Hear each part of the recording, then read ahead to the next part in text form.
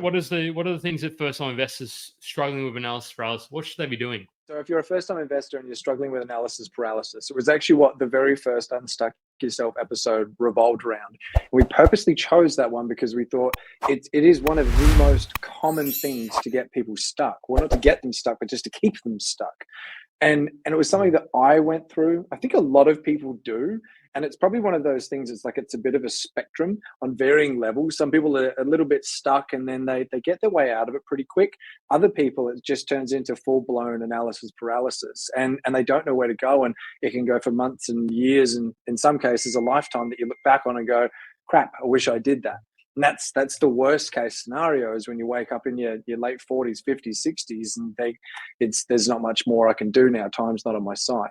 So when you're at that point and you know that you're feeling stuck, the most important thing you can do, step number one, is recognize it and actually go, look, something's not quite right here. Because I think a lot of people, when they're stuck, it's easier to blame other things and to say, oh no, well this is the unaffordability's fault, or this is my boss's fault, they don't pay me enough, or this is whatever it is.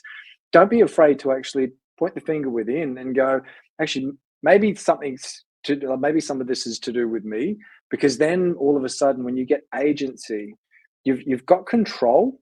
And I think there's a huge part of that empowers you on a different level to go, okay, well, what can I do?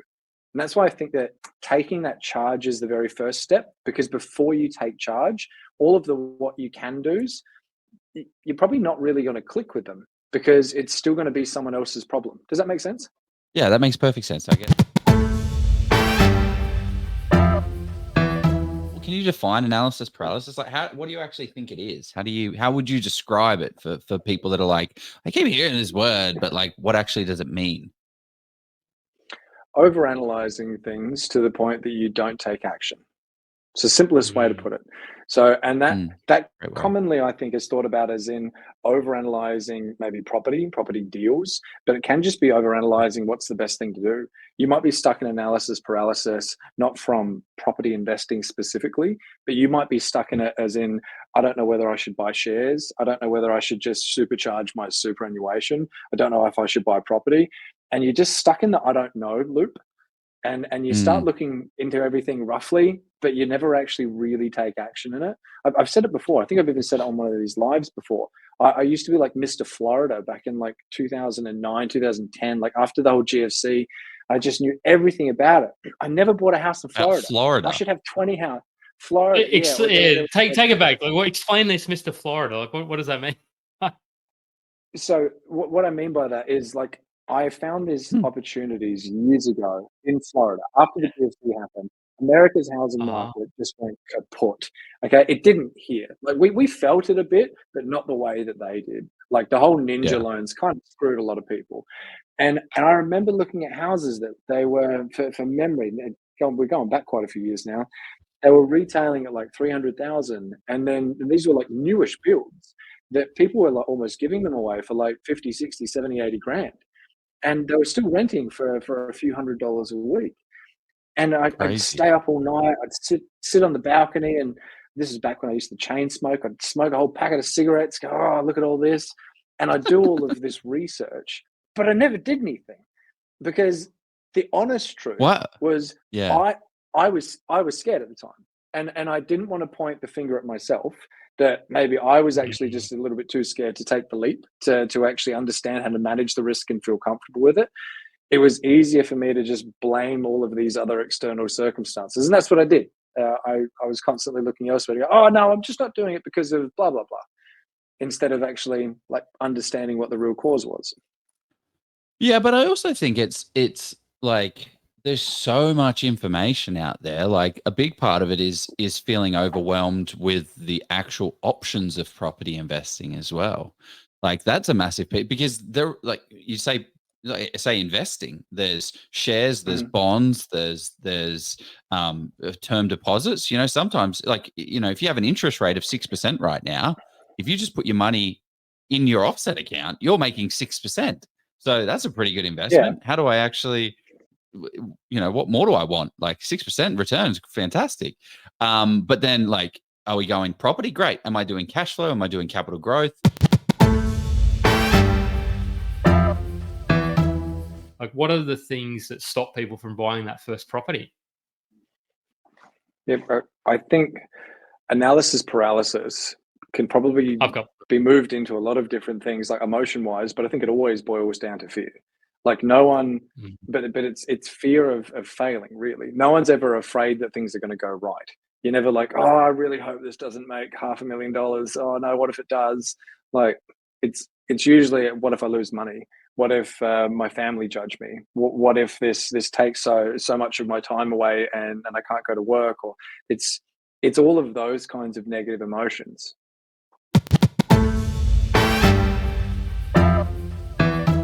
Take it back to your first. Like, what were some of the challenges that you sort of faced as a first time property investor? Can you remember back that?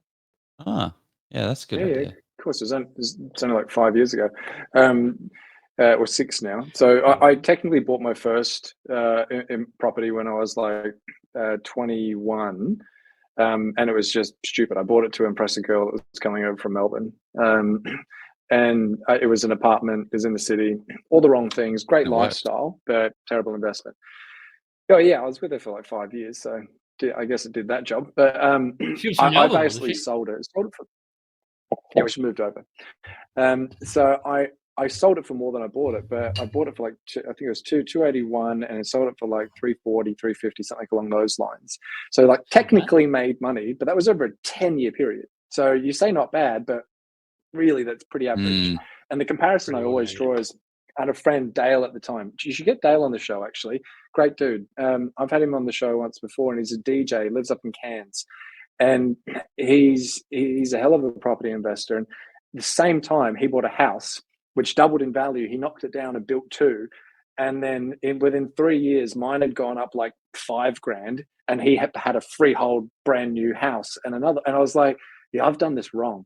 But it took me ages to actually pull the trigger on it. So the actual first proper property investment was the renovation project, the regional one.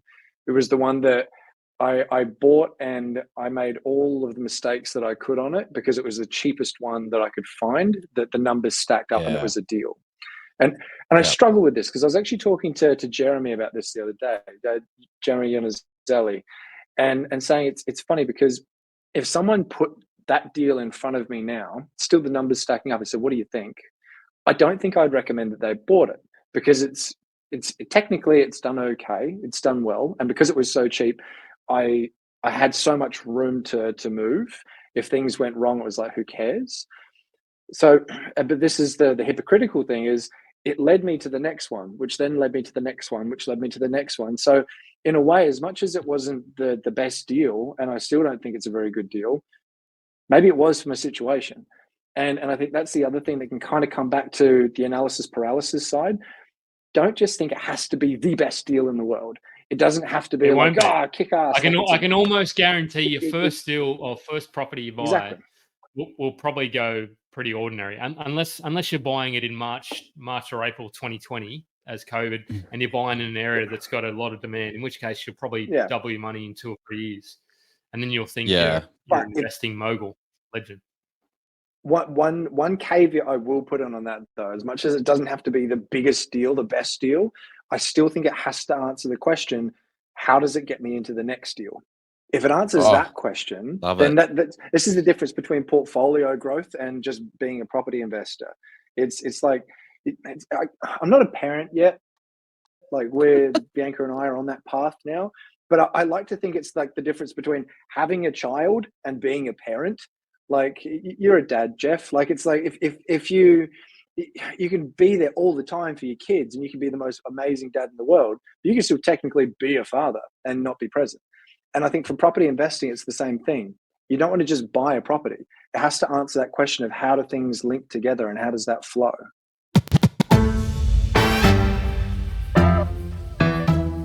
What are some of the challenges? Because we still want to go. We're entrepreneurial. We want our property portfolio to go, but we're getting stuck. One, what are some of the challenges that they're seeing, and two, how do we overcome them?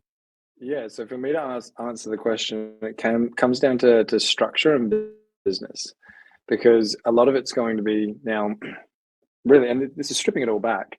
There's not one person I've had on the show, and I would almost hazard a guess that you guys have ever had on your show that has like a double-digit portfolio that doesn't go into business themselves is either an entrepreneur or maybe an intrapreneur, someone that it doesn't have to be their own business. Just for anyone that's not familiar with the term intrapreneur, that could be someone like someone on a commission-based role that they can actually start turning up the dial of how much they earn, whether they own the business or not, because it's that Or a senior income being executive kind of boosted.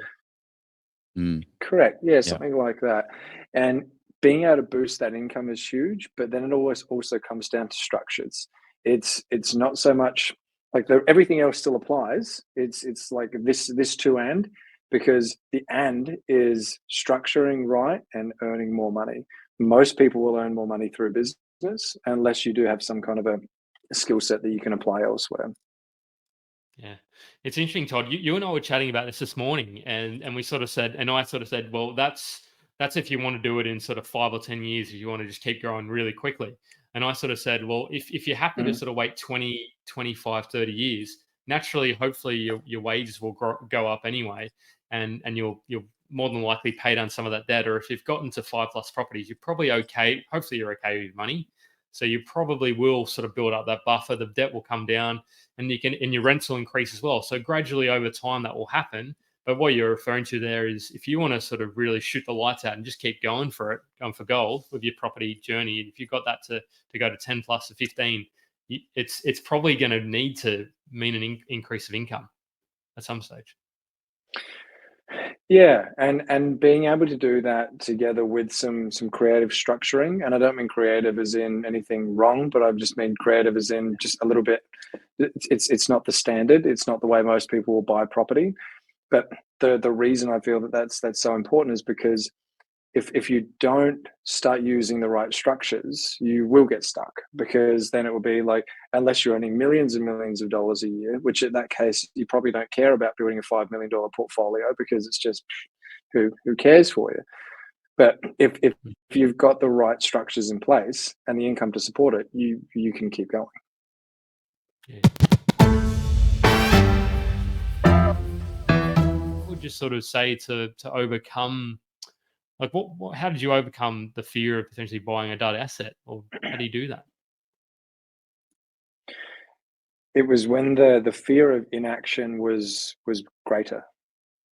When and this is where I think it probably was more so because I was 30. Like when I was in my 20s, I still thought everything was happening, and you're never going to die. Everything lasts forever. And then you get to your 30s and you're like, oh, wait a second. I thought 30 was practically dead when I was 18. And now I'm looking at it going, 40's not that far away. And you start looking at things differently. When you start Yeah, looking at the closer to cost of 40 than inaction. 18. Exactly, yeah. And it was that cost of inaction that was a real wake up call for me. And it's what always comes back to: trust the numbers, have your plan, like the three things that we talked about before. Like, have a real good look into yourself, if they're the little things that maybe you're doing holding yourself back, like making sure you're creating a plan, talking to a broker, and trusting the numbers. But for me, it was looking at, if I don't do anything, what does that picture look like? And that picture looked shit. Like it wasn't where I wanted to be at all. Mm, very true. Yeah. Yeah, And somebody that, else. that is it. The cost of going forward. Like what is the cost of doing nothing? Because the cost of doing nothing is very expensive. Like 2 years ago, like that guy I was talking about, 3 years it took him to make a decision. I was like, man, if you bought one property, you would be up $400,000 3 years ago. Like that's real. That's a real difference for stopping. Current climate. What is the minimum purchase amount needed for a good property? You say the cost of inaction may outweigh waiting, but I worry with the low pre-approval amount I was given, 300K, it will only buy a dud. Wait and hope that personal finances increase, or risk getting in the bottom end of the market and start your portfolio. Fantastic question. How would you talk to this, Toddy? You have to find the right, because the K is absolutely tight, and 300K, you're putting other strategies together. You're either rolling up your sleeves or you're getting creative with some kind of cash flow strategy. So if you don't have the time to implement another strategy on top, like another layer to it, then I would strongly recommend revisiting another broker, seeing if there is someone else, because just because the first person said I can only get you 300 doesn't mean you can only get 300. But if you've already gone through 3 different brokers, let's say, and they're all really qualified, they've all got their own portfolios and know what they're talking, and 300 is your maximum, I'd be looking at how I could increase my income. I feel like you need to put the cute little kid up again. But you need to be able to increase that serviceability, and that's going to come from increasing your income. Like my dad was never an investor. My dad taught me work ethic, and he taught me savings. Actually, no, mum taught me savings because we had no money growing up. Her income was like 15 grand a year back in the late 90s. Like, even in the late 90s, that wasn't much money. But dad used to drive a cab on the weekend. And so he'd work his normal 40-hour week, and then he'd get out of the office at 5 o'clock on a Friday, get into a cab at 6 o'clock and drive it to 6 o'clock in the morning to then go to sleep, wake up at 2, and then he'd get back into the cab at 6 o'clock on Saturday night to drive it into a 6 o'clock Sunday morning to then go back to work Monday to his normal 9 to 5. But it's just the work ethic that man has. Actually, he's retired now, so was phenomenal. And the things that opened that up to him, he chose different paths, wasn't investing. But it was, if he was an investor, that would have been a missing key. And he did it for 18 years because he's a frigging machine. But you don't have to do it for that many years. Maybe you need to increase your income, take on some more hours for a year, 2 years, just a little bit. Yeah. Just remember that now isn't forever. But that's what I'd be looking at, because you're right. Whilst 300 grand, there might be someone out there that can go, no, I can definitely find you a winner for 300 grand, and maybe, but it is slim pickings. So I would be increasing your options.